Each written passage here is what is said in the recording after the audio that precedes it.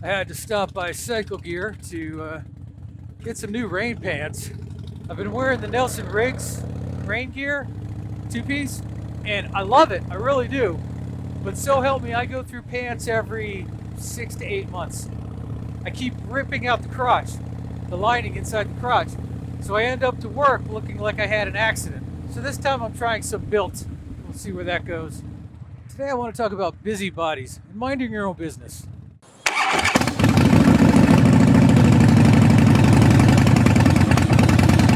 Hey, welcome back. I'm so glad you could join me. It is a beautiful day to ride. But what I really want to talk about today is busybodies, tattletales, narcs, squealers. I was looking through Instagram the other day, and I would show you, but riding. And somebody I follow who spends a lot of time on one wheel. They do wheelies as nonchalantly as we get out of bed in the morning. As a matter of fact, every time I've seen them, which isn't very much, but I can still truthfully say this, every time I've seen them, they've spent more time on one wheel than they have on two. So this isn't new for them. Well, apparently, they posted a video where some lady had seen them out in traffic and called their work to narc on them. Yeah, I was just letting you know. Yeah, it's always, nonchalant. It's always for the company's benefit, right? I was just letting you know that they were doing a wheelie all along the road and it was just really unsafe, and I thought you should know because they could hurt themselves or they could hurt other drivers or they could hurt small puppies or what have you. Now here's the thing. It's true, wheelies on the road, I don't approve of them, but that's my opinion. I'm not going to go tell on somebody. When we were kids, many of us grew up by the idea that you don't narc on people. You don't tattle on people. You just don't do it. It's dishonorable. There's no need to be 4 years old. Yeah, so-and-so did such and such. There's the whole slogan that goes around ever since, I guess it probably started on 9/11, that, if you see something, say something. And there's absolutely a time and a place for that. But unfortunately, most people can't figure out the difference between, well, I should say something about that, and that's none of my business. Now, if this guy had a small child strapped to his bike, or even if he was doing this in the school zone, I would say, okay, this is really dangerous. And it's not like they were doing it in a company vehicle or a company truck. I guess they had a sticker or something from the company on the bike or on the license plate or some such. I don't know. But it was enough to give this woman a phone number to call so she could complain. Well, they were being unsafe. Why don't you just call that they're on a motorcycle? That's unsafe. What this is really about is that they did something that offended you and you want to hurt them back. You want to tell on them. That's what it's really all about. It's like the hokey pokey. That's what it's all about. I mean, the truth of the matter is, yeah, it's unsafe. But who is likely going to be hurt by his shenanigans? It's likely going to be him, which makes it his choice. And I'm sure there's no doubt that it's illegal. So if he gets caught, it's on him. But to call somebody's employer and be like, well, he did such and such, I disapprove.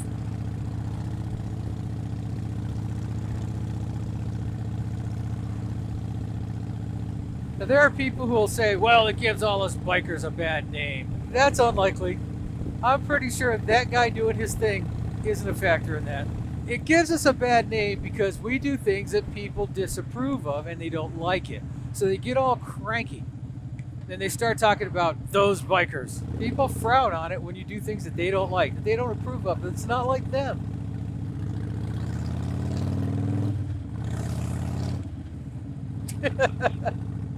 Stop it. The guy doing wheelies is not giving bikers a bad name.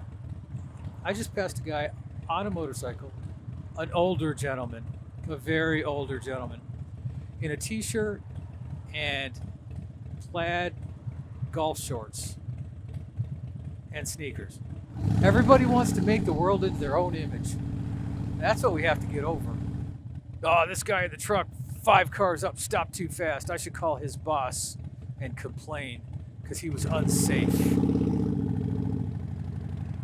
You know, it's so bad that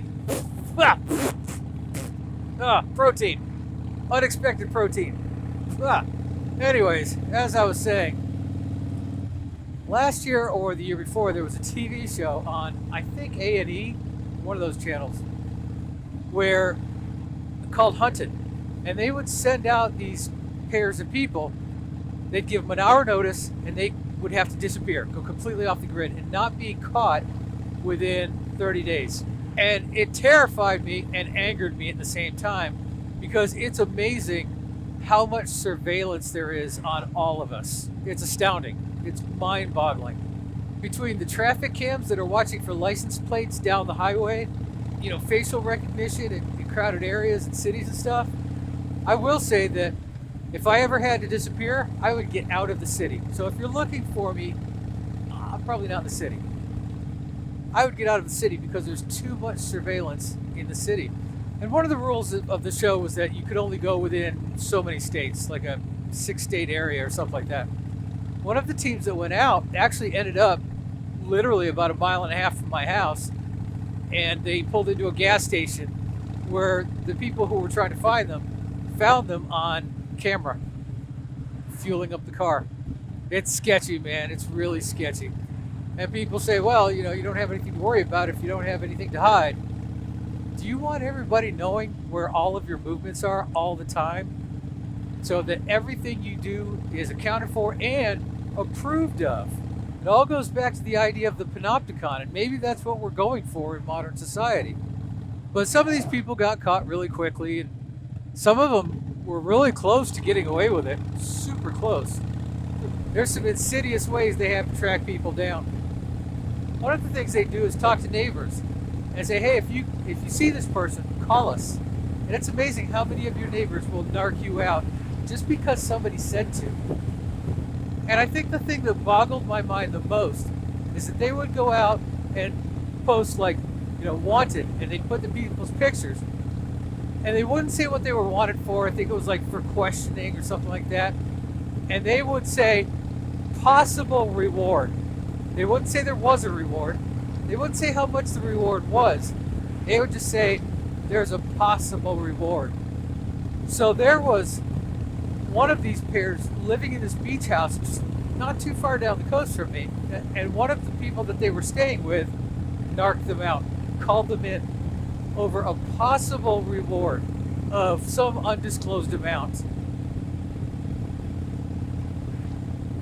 And I have to assume that these people knew what this was all about, that they just had to stay hidden for 30 days, and they won like $500,000, $250,000, might have even been $1 million.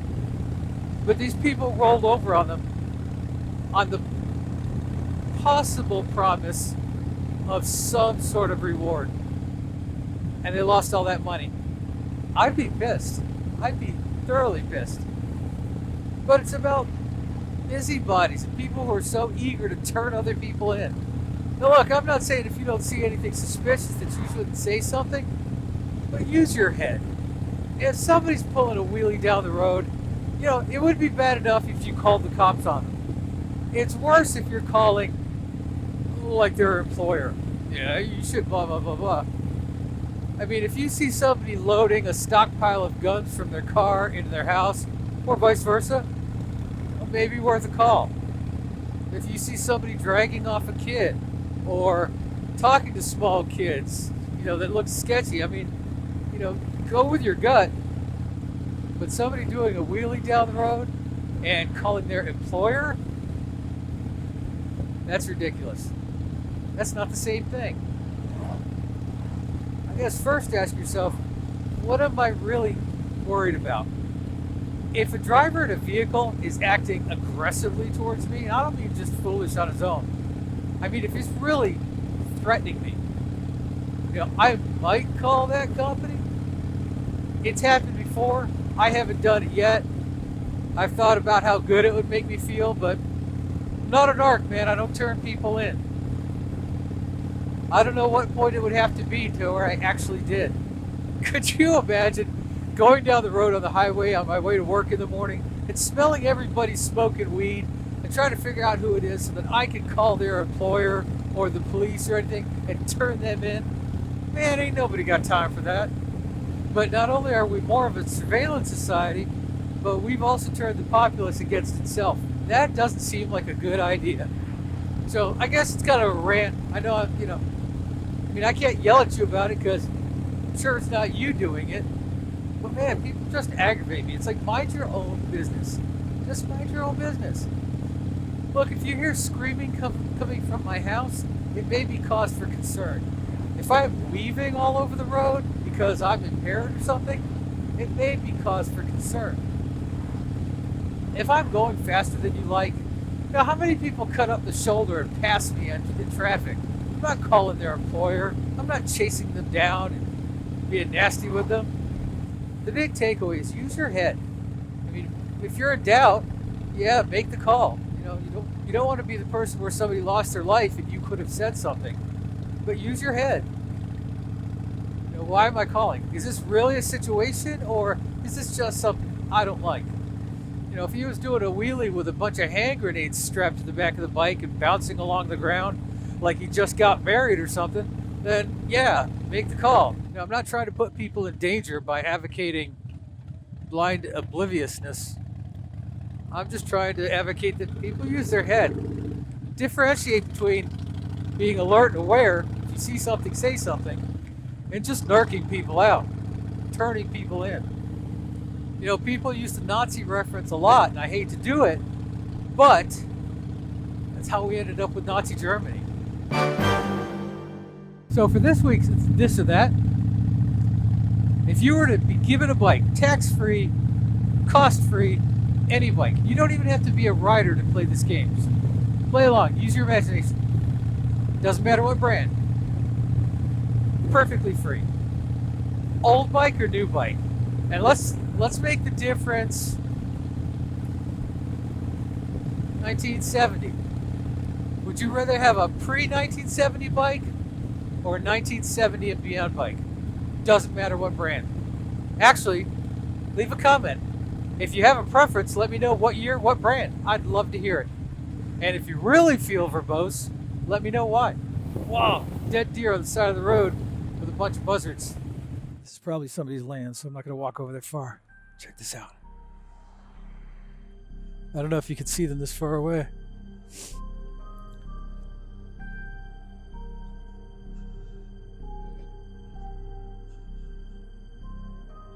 Yeah, they're all off of it now. You can see the dead deer, like right down there. Look at all the buzzards, vultures. See him down there? Right down there. Poor guy. Think I could strap him on the bike? I got bungee cords. Alright, we'll let those guys get back to their meal. I gotta make sure I don't get hit. Traffic's going by all the time and none of them move. You walk up to them and they all scatter. Well, I find that intriguing. See, that right there is what I want this channel to be about. A dead deer and vultures.